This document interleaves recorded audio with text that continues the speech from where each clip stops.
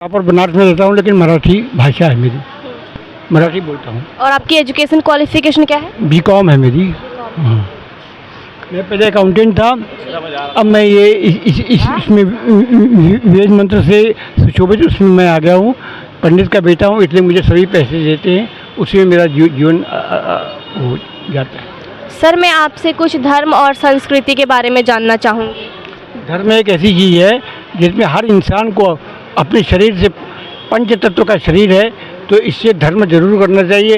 किसी को खाना भी खिला देना चाहिए, किसी को कपड़े भी दान कर देने चाहिए, किसी को वास्तु दान कर देनी चाहिए, किसी के घर में अगर कुछ कमी है तो उसका भरपूर करना।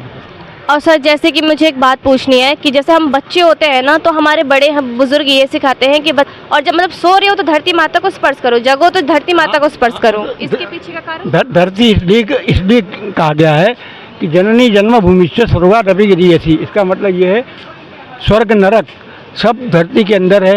आप पाताल लोक में भी जाओगे तो भी आपको धरती नजर आएगी, ऊपर आकाश में जाओगे तो भी धरती नजर आएगी। धरती बहुत बड़ी है। सर, मुझे थोड़ा बहुत वेदों के बारे में बता दीजिए। वेद जो है वो धर्म का स्रोत है, इसलिए वेद बहुत हुआ तो समझ लीजिए हर इंसान को वेद का अध्ययन करना चाहिए। और वेद कहने से शरीर की शुद्धि।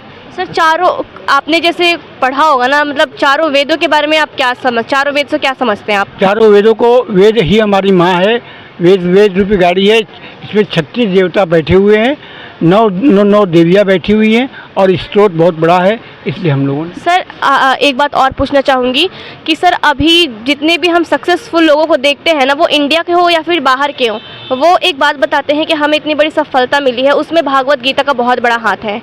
हाँ, तो उसमें गीता इसलिए है कि गीता में 12वें अध्याय में कहा गया है कर्मण्येवाधिकारस्ते मा फलेषु कदाचन। कर्म ही प्रधान है, कर्म ही मनुष्य का शरीर मन है, और अगर जिसने कर्म नहीं किए उसका शरीर अनिष्ट के रूप में है। कर्म जरूर करना चाहिए।